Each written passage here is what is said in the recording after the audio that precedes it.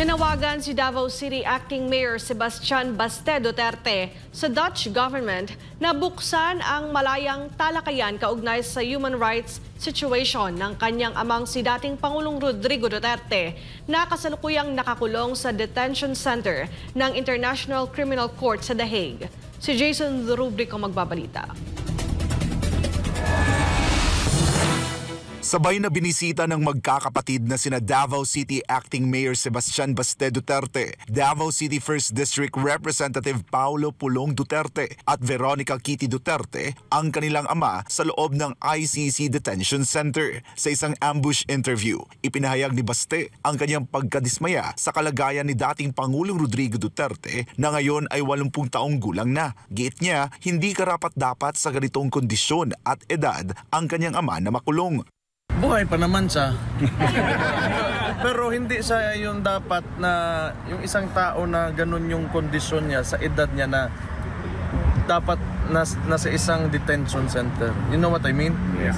Sa kalagayan niya at saka huwag na lang natin i-mention yung anong contribution niya sa Pilipinas. Huwag na lang yon. Yung kalagayan niya lang yung iisipin at kalusugan ng tao.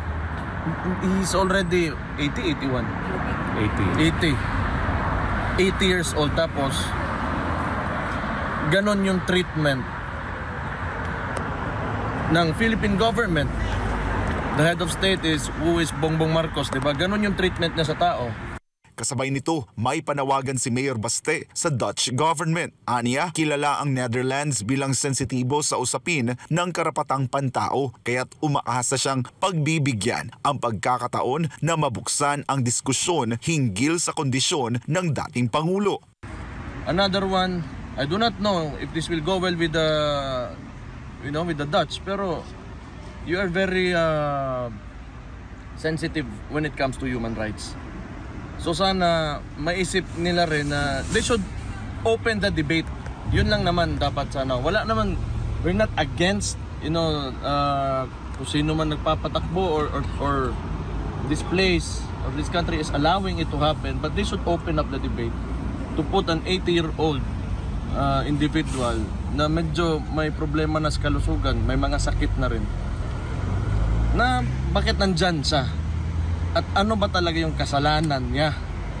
Giit pa niya, malinaw na ang hangarin ng dating Pangulo ay protektahan ang sambayanang Pilipino laban sa banta ng droga at hindi dapat parusahan ang isang leader na ang nais lamang ay ang kapakanan ng bayan.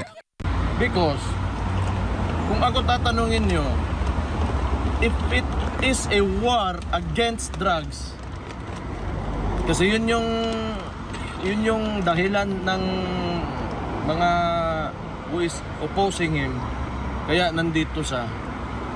Sino ba ang tinatamaan nun?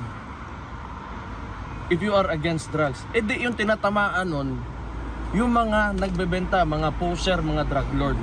So paano sa naging mali doon? Because he wants to save the victims of these people. So anong kasalanan ng tao ngayon na nandyan siya sa... Ayoko na magalit.